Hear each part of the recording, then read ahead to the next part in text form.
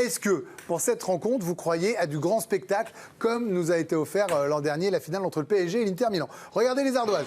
Oui pour Camille, non pour Karim, non pour Olivier. Oui, je le veux, donc ce le sera pour Émilie.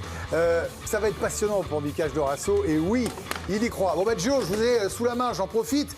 Est-ce que vous attendez à du grand spectacle? Je ne parle même pas de résultats vraiment là. Je suis sur de l'enthousiasme pour l'amoureux de foot qui se branchera à 18h après avoir regardé l'avant-match dans l'équipe de Greg parce qu'on est là samedi et qui se dit le spécialiste ou le passionné, ça va être énorme. Ça va être énorme à mon sens en termes de tension parce qu'il y a toujours une atmosphère particulière autour d'une finale. En revanche, je ne m'attends pas du tout au même cas de figure que l'an passé. 5-0 avec une telle domination, c'est extrêmement rare. On est dans une configuration où il y avait un flou énorme autour de l'entraîneur Simone Inzaghi. L'Inter venait de tout perdre en Italie puisque c'était le Napoli qui avait été sacré. Là, Arsenal sera dans une forme d'effervescence et c'est très bien que s'il offre un match au Paris Saint-Germain avec un rythme totalement fou, il perdra au point. On l'a vu, même le Bayern, qui était censé être la meilleure équipe d'Europe, a perdu 5-4 au Parc des Princes dans le ping-pong offensif face au Paris Saint-Germain. Donc à mon sens, il y aura une volonté des Anglais de casser le rythme, d'avoir pas mal de phases arrêtées. Donc je ne m'attends pas du tout à un grand spectacle comme on l'entend. Je m'attends à de la tension, mais pas un festival offensif. Olivier Bossa, vous êtes d'accord avec Giovanni? Absolument, j'enlève pas un mot. Je pense que le cauchemar absolu d'Arteta, c'est le PSG Bayern de l'aller où c'est parti avec dans une dimension. Il avait un peu dit, comme norme. Diego Simeone, ils avaient mis des hollards en disant c'était passionnant, mais en tant que coach, ça ne me va pas. Ben non, mais clairement, et je pense tout à fait comme Giovanni que Arteta va vouloir casser le rythme. Il sait que s'il y a trop d'espace, trop de transition, si tout est ouvert, son Arsenal, il est mort. Il n'arrivera pas. Donc il va arriver avec une structure en béton, une équipe extrêmement compacte. Et ça ne bougera pas. Je pense que ça va être très compliqué. Alors le seul moyen d'avoir un peu de spectacle, ce serait que le PSG marque rapidement et que Arsenal soit obligé de se découvrir un peu.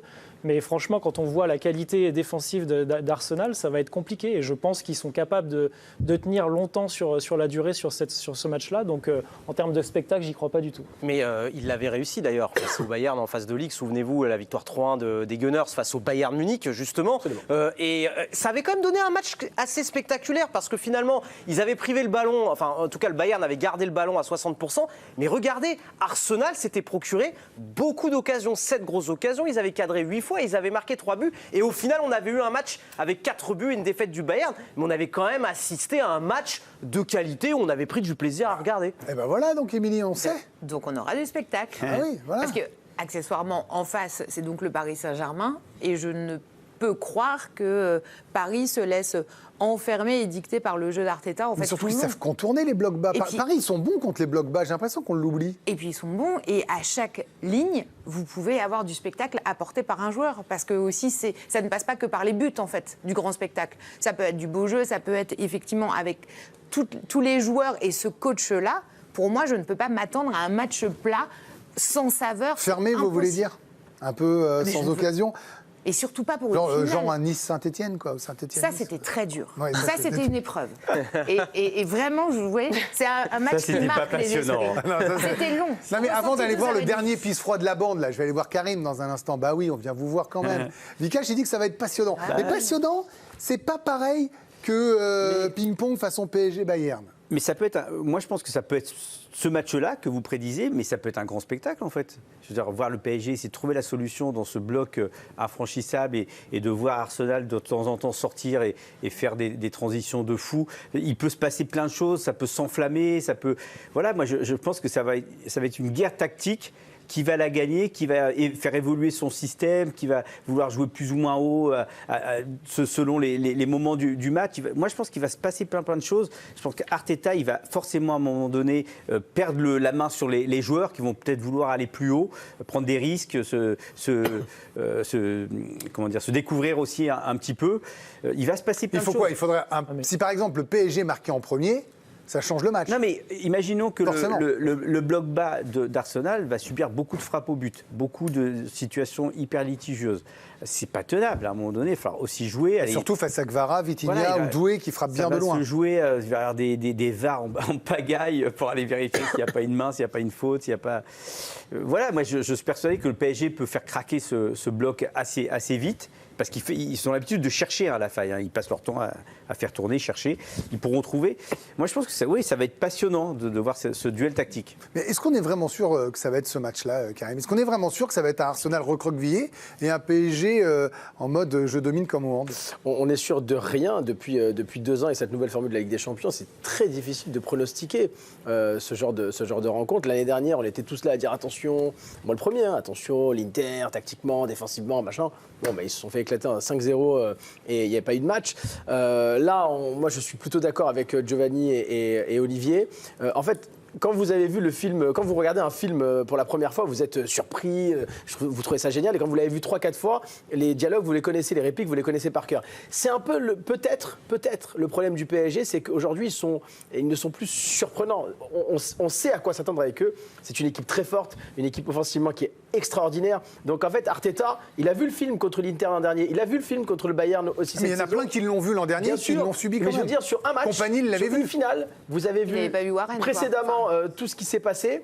Donc peut-être que, comme vous connaissez les répliques, vous pouvez y remédier. Mais malgré tout, je pense que Paris est favori. Giovanni, avant de voir les supporters avec Camille, rapidement, vous me disiez le PSG sur 2 matchs est imbattable et jusqu'à présent vous avez toujours eu raison. Sur un match, ça change la donne? Et attention, c'est pas pour être offensant envers Arsenal, mais moi je pense que le Paris Saint-Germain est une bien meilleure équipe de football qu'Arsenal et que Paris a prouvé face au Bayern, face à Liverpool, à Anfield, que c'est une équipe qui était capable d'être très forte défensivement. C'est une équipe qui attaque bien les blocs bas et c'est une équipe en transition qui n'a aucun équivalent, c'est la meilleure du monde. Donc voilà, moi je vois, ça ne veut pas dire qu'ils vont se balader, mais je vois le Paris Saint-Germain largement favori dans cette finale. Et à mon sens, c'est eux qui auront la clé. Il peut se passer n'importe quoi, il peut y avoir un carton rouge, un coup de pied arrêté pour Arsenal. Mais si Paris est à sa main, à son niveau, je vois Paris favori et s'imposer dans cette finale. Le programme de demain, c'est quoi, Gio? Pas le vôtre, celui des joueurs? Je pense que le mien, on s'en fout. De toute façon, je vais me lever, je vais aller courir. Tout le monde le connaît. Pour ce qui est du Paris Saint-Germain, 15h30, la conférence de presse de Luis Enrique et d'un joueur. On n'a pas encore l'identité de ce joueur, Greg. Et puis à 16h45, il y aura l'entraînement au stade de la finale. Il y aura le premier quart d'heure ouvert à la presse et ensuite, ça sera à huis clos. Et les joueurs parisiens, ensuite, rentreront à leur hôtel. Et le jour de la finale, le samedi, il y aura un petit réveil musculaire en salle. Et puis, la grande causerie de Luis Enrique, les derniers préparatifs tactiques. Merci Giovanni, les supporters s'impatientent, on n'est pas les seuls, Camille. Oui, le collectif Ultra Paris qui se donne rendez-vous un petit peu chaque jour dans Paris pour faire monter l'ambiance. Regardez, c'était hier soir, dans la nuit, ils se sont donné rendez-vous au pont de Bercy, voilà, pour un petit craquage de fumigène, histoire de monter un petit peu aussi en tension avant cette finale. Et puis les préparatifs aussi pour la célébration de dimanche en cas de titre, on le rappelle, qui se sont déjà un petit peu connus, un petit peu dévoilés, même si des discussions sont toujours en cours. Les Parisiens qui défileraient à pied depuis le Champ de Mars jusqu'à la Tour Eiffel. Présentation ensuite du trophée sur une grande estrade au pied de la Tour Eiffel. On évoque aussi une célébration au Parc des Princes, mais ça doit être confirmé. On attend entre 80 000 et 100 000 personnes pour venir célébrer avec évidemment les joueurs parisiens en cas de deuxième sacre. Et on espère que les abrutis qui veulent casser ou faire ce genre de choses ne seront pas là, ne gâcheront pas la fête et que les vrais supporters, ceux qui aiment, seront fidèles au rendez-vous comme ça avait été le cas au Parc des Princes où ça avait été extraordinaire l'an dernier.